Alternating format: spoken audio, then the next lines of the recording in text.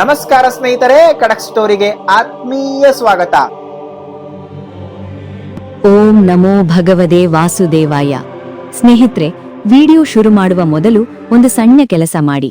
ಆ ಅದೃಷ್ಟ ದೇವತೆಯನ್ನು ನಿಮ್ಮ ಮನೆಗೆ ಆಹ್ವಾನಿಸಲು ಕಮೆಂಟ್ ಬಾಕ್ಸ್ನಲ್ಲಿ ಪೂರ್ಣ ನಂಬಿಕೆಯಿಂದ ಓಂ ಭಾಗ್ಯಲಕ್ಷ್ಮಿಯೇ ನಮಃ ಎಂದು ಬರೆಯಿರಿ. ಈ ಒಂದು ನಾಮಸ್ಮರಣೆ ನಿಮ್ಮ ಹಣೆಬರಹವನ್ನೇ ಬದಲಾಯಿಸಬಲ್ಲದು. ರಾತ್ರಿ ಎಷ್ಟೇ ಕತ್ತಲಾಗಿರಲಿ, ಅದರ ಅಂತ್ಯ ಸೂರ್ಯೋದಯದಲ್ಲೇ ಆಗಬೇಕು. ಇದು ಪ್ರಕೃತಿಯ ನಿಯಮ. ಆದರೆ ನಿಮ್ಮ ಜೀವನದಲ್ಲಿ ಈಗ ನಡೆಯುತ್ತಿರುವುದನ್ನು ನೋಡಿದರೆ ನಿಮಗೆ ಅನಿಸಬಹುದು, ದೇವರು ನನ್ನನ್ನು ಮರೆತು ಬಿಟ್ಟಿದ್ದಾನೆ, ನನ್ನ ಕಷ್ಟಗಳು ಎಂದಿಗೂ ಮುಗಿಯುವುದಿಲ್ಲ ಎಂದು. ಆದರೆ ಒಂದು ನಿಮಿಷ ತಾಳಿ.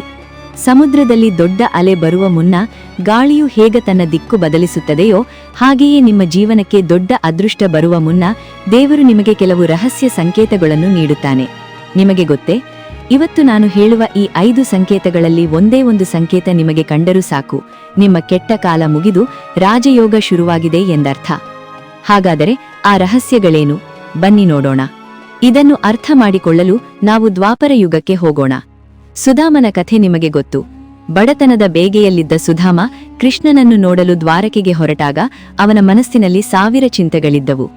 ನನ್ನ ಹರುಕು ಬಟ್ಟೆ ನೋಡಿ ದ್ವಾರಪಾಲಕರು ಹೊರಗೆ ಹಾಕುತ್ತಾರೋ ಏನೋ ಎಂದು ತಲೆ ತಗ್ಗಿಸಿ ನಡೆಯುತ್ತಿದ್ದ. ಆದರೆ ಸ್ನೇಹಿತರೆ, ಇಲ್ಲಿ ಗಮನಿಸಬೇಕಾದ ಒಂದು ರೋಚಕ ವಿಷಯವಿದೆ. ಸುಧಾಮನಿಗೆ ಗೊತ್ತಿರಲಿಲ್ಲ ಅವನ ದಾರಿದ್ರ್ಯ ಕಳೆಯುವ ಸಮಯ ಬಂದಿದೆ ಎಂದು. ಆದರೆ ಪ್ರಕೃತಿ ಮಾತೆಗೆ ಅದು ಗೊತ್ತಿತ್ತು. ಸುಧಾಮ ದ್ವಾರಕ್ಕೆ ತಲುಪುವ ಮೊದಲೇ ಕಾಡಿನಲ್ಲಿ ನಡೆಯುವಾಗ ಸುಡು ಬಿಸಿಲಿನಲ್ಲಿ ತಂಪಾದ ಗಾಳಿ ಬೀಸಲಾರಂಭಿಸಿತು. ಮರಗಳೆಲ್ಲವೂ ಇವನ ಮೇಲೆ ಹೂಮನೆ ಕರೆದವು. ನವಿಲುಗಳು ಗರಿಬಿಚ್ಚಿ ಕುಣಿದವು. ಇವೆಲ್ಲವೂ ಕೇವಲ ದೃಶ್ಯಗಳಲ್ಲ, ಅವು ಬ್ರಹ್ಮಾಂಡದ ಭಾಷೆ. ಕೃಷ್ಣನ ಬಳಿ ಇವನು ಬಾಯಿಬಿಟ್ಟು ಕೇಳದಿದ್ದರೂ ಸರ್ವಾಂತರ್ಯಾಮಿಯಾದ ಕೃಷ್ಣ ಇವನ ದಾರಿದ್ರ್ಯವನ್ನೇ ಸುಟ್ಟು ಹಾಕಿದ್ದ. ಸುಧಾಮ ಮನೆಗೆ ಬರುವಷ್ಟರಲ್ಲಿ ಅವನ ಗುಡಿಸಲು ಅರಮನೆಯಾಗಿತ್ತು. ಇದರ ಅರ್ಥ ಇಷ್ಟೇ: ದೇವರು ಕೊಡುವಾಗ ನಿಮ್ಮ ಕಲ್ಪನೆಗೂ ಮೀರಿದ ರೀತಿಯಲ್ಲಿ ಕೊಡುತ್ತಾನೆ. ನಿಮಗೂ ಅಷ್ಟೇ. ನಾಳೆ ಲಾಟರಿ ಹೊಡೆಯುತ್ತದೆ ಅಥವಾ ಒಳ್ಳೆಯ ಕೆಲಸ ಸಿಗುತ್ತದೆ ಎಂದರೆ ಇವತ್ತೇ ಪ್ರಕೃತಿ ನಿಮಗೆ ಸುಳಿವು ನೀಡುತ್ತದೆ. ಸಂಕೇತ 1: ಪುಟ್ಟ ಅತಿಥಿಗಳ ಆಗಮನ. ಮೊದಲನೆಯ ಮತ್ತು ಅತ್ಯಂತ ಪ್ರಬಲವಾದ ಸಂಕೇತ ಸಣ್ಣ ಜೀವಿಗಳ ನಡವಳಿಕೆ. ಮನುಷ್ಯರಿಗಿಂತ ಪ್ರಾಣಿಗಳಿಗೆ ಭವಿಷ್ಯದ ಕಂಪನಗಳನ್ನು ಗ್ರಹಿಸುವ ಶಕ್ತಿ ಹೆಚ್ಚು. ದಿಢೀರನೆ ನಿಮ್ಮ ಮನೆಯಲ್ಲಿ ಕಪ್ಪು ಇರುವೆಗಳ ಸಾಲು ಕಾಣಿಸಿಕೊಂಡಿದೆಯೇ? ಗಮನಿಸಿ, ಕೆಂಪು ಇರುವೆಗಳಲ್ಲ, ಕಪ್ಪು ಇರುವೆಗಳು. ಅದರಲ್ಲೂ ವಿಶೇಷವಾಗಿ ಆ ಇರುವೆಗಳು ಬಾಯಲ್ಲಿ ಬಿಳಿ ಮೊಟ್ಟೆ ಅಥವಾ ಅಕ್ಕಿಯಂತಹ ವಸ್ತುವನ್ನು ಹೊತ್ತುಕೊಂಡು ಮನೆಯ ಒಳಗೆ ಬರುತ್ತಿದ್ದರೆ ಅದನ್ನು ನಿರ್ಲಕ್ಷಿಸಿ ಕಸದ ಬುಟ್ಟಿಗೆ ಹಾಕಬೇಡಿ. ಯಾಕೆಂದರೆ ಆ ಇರುವೆಗಳು ಕೇವಲ ಆಹಾರ ಹುಡುಕುತ್ತಿಲ್ಲ, ಅವು ನಿಮ್ಮ ಮನೆಗೆ ಸಾಕ್ಷಾತ್ ಕುಬೇರನ ಆಗಮನವನ್ನು ಸಾರುತ್ತಿವೆ. ಅಥವಾ ನಿಮ್ಮ ಕಿಟಕಿಯ ಮೇಲೆ ಪಕ್ಷಿಗಳು ಬಂದು ಗೂಡು ಕಟ್ಟಲು ಪ್ರಯತ್ನಿಸುತ್ತಿದ್ದರೆ ದಯವಿಟ್ಟು ಅದನ್ನು ಕಿತ್ತು ಹಾಕಬೇಡಿ. ಪಕ್ಷಿಗಳು ಗೂಡು ಕಟ್ಟುವುದು ಎಲ್ಲಿ ಗೊತ್ತಾ? ಎಲ್ಲಿ ಧನಾತ್ಮಕ ಶಕ್ತಿ ಇರುತ್ತದೋ ಅಲ್ಲಿ ಮಾತ್ರ. ಅವು ಬಂದರೆ ನಿಮ್ಮ ಮನೆಯ ದೋಷಗಳೆಲ್ಲ ಕಳೆದು ಶುಭಕಾಲ ಶುರುವಾಗಿದೆ ಎಂದರ್ಥ. ಸಂಕೇತ 2: ಅನಿಕ್ಷಿತ ನಷ್ಟ ಅಥವಾ ಒಡೆಯುವಿಕೆ. ಎರಡನೆಯದು ಎಲ್ಲರಿಗೂ ಆಶ್ಚರ್ಯ ತರುವ ಸಂಕೇತ. ಅನೇಕ ಬಾರಿ ನಾವು ಕೆಲಸಕ್ಕೆ ಹೊರಟಿರುತ್ತೇವೆ, ಕೈಯಲ್ಲಿದ್ದ ಹಾಲಿನ ಲೋಟ ಜಾರಿ ಬಿದ್ದು ಒಡೆದು ಹೋಗುತ್ತದೆ ಅಥವಾ ಕನ್ನಡಿ ಒಡೆಯುತ್ತದೆ. ಆಗ ನಾವು ಅಯ್ಯೋ ಅಪಶಕುನವಾಯಿತು ಎಂದು ಕೊರಗುತ್ತೇವೆ. ಆದರೆ ಶಾಸ್ತ್ರ ಹೇಳುವುದು ಬೇರೆ. ಹಳೆಯದು ಹೋಗದೆ ಹೊಸದು ಬರಲು ಜಾಗವಿರುವುದಿಲ್ಲ. ನಿಮ್ಮ ಮನೆಗೆ ಒಂದು ದೊಡ್ಡ ಕಂಟಕ ಅಥವಾ ದೊಡ್ಡ ಆಪತ್ತು ಬರಬೇಕಾಗಿರುತ್ತದೆ. ಆ ದೊಡ್ಡ ಆಪತ್ತು ಒಂದು ಸಣ್ಣ ಗಾಜಿನ ಲೋಟ ಒಡೆಯುವ ಮೂಲಕ ತನ್ನ ಶಕ್ತಿಯನ್ನು ಕಳೆದುಕೊಂಡು ಹೋಗುತ್ತದೆ. ಇದನ್ನೇ ದೃಷ್ಟಿ ಕಳೆಯುವುದು ಎನ್ನುತ್ತಾರೆ. ನಿಮ್ಮ ಪ್ರಾಣಕ್ಕೆ ಬರಬೇಕಿದ್ದ ಕಂಟಕ ಆ ನಿರ್ಜೀವ ವಸ್ತುವಿನ ಮೇಲೆ ಹೋಗಿ ನಿಮ್ಮನ್ನು ಉಳಿಸಿದೆ ಎಂದು ನಿಮಗೆ ಅನ್ನಿಸುತ್ತಿಲ್ಲವೇ? ಇನ್ನು ಮುಂದೆ ಗಾಜು ಒಡೆದರೆ ಬೇಜಾರು ಮಾಡಿಕೊಳ್ಳಬೇಡಿ. ದೇವರಿಗೆ ನಮಸ್ಕಾರ ಮಾಡಿ. ಅದು ದೊಡ್ಡ ಅದೃಷ್ಟಕ್ಕೆ ಬಾಗಿಲು ತೆರೆದಂತೆ. ಸಂಕೇತ 3: ಬ್ರಾಹ್ಮಿ ಮುಹೂರ್ತದ ಕನಸು. ಈಗ ಹೇಳುವ 3ನೇ ಸಂಕೇತ 90% ಜನರ ಅನುಭವಕ್ಕೆ ಬಂದಿರುತ್ತದೆ. ಆದರೆ ಅವರು ಬೆಳಿಗ್ಗೆ ಎದ್ದ ತಕ್ಷಣ ಅದನ್ನು ಮರೆತು ಬಿಡುತ್ತಾರೆ. ಯಾರಿಗೆ ಬೆಳಿಗ್ಗೆ 4 ಗಂಟೆಯ ಸುಮಾರಿಗೆ, ಅಂದರೆ ಬ್ರಾಹ್ಮಿ ಮುಹೂರ್ತದಲ್ಲಿ ಜಲದರ್ಶನ ಅಥವಾ ಆರೋಹಣದ ಕನಸು ಬೀಳುತ್ತದೆಯೋ ಅವರಿಗೆ ಅದೃಷ್ಟ ಖಚಿತ. ನಿಮ್ಮ ಕನಸಿನಲ್ಲಿ ನಿರ್ಮಲವಾದ ನೀರು ಹರಿಯುತ್ತಿರುವುದು ಕಂಡರೆ ಅದು ಕೇವಲ ನೀರಲ್ಲ, ಅದು ನಿಮ್ಮ ಜೀವನಕ್ಕೆ ಹರಿದು ಬರದಿರುವ ಹಣದ ಪ್ರವಾಹ. ಅಥವಾ ನೀವು ಕನಸಿನಲ್ಲಿ ಮೆಟ್ಟಿಲುಗಳನ್ನು ಹತ್ತುತ್ತಿದ್ದೀರಾ? ಹಾಗಾದರೆ ಸಿದ್ಧರಾಗಿ. ನಿಮ್ಮ ಕೆರಿಯರ್ನಲ್ಲಿ ನೀವು ಉನ್ನತ ಮಟ್ಟಕ್ಕೆ ಏರುವ ಸಮಯ ಬಂದಿದೆ. ಆದರೆ ಎಚ್ಚರ, ಇಂತಹ ಕನಸು ಬಂದರೆ ಎದ್ದ ತಕ್ಷಣ ಯಾರಿಗೂ ಹೇಳಬೇಡಿ. ಹೇಳಿದರೆ ಅದರ ಶಕ್ತಿ ಕುಂದತ್ತದೆ. 4ನೇ ಸಂಕೇತ: ಅಕಾರಣವಾದ ಸಂತೋಷ. 4ನೇ ಸಂಕೇತ: ಅಕಾರಣವಾದ ಸಂತೋಷ.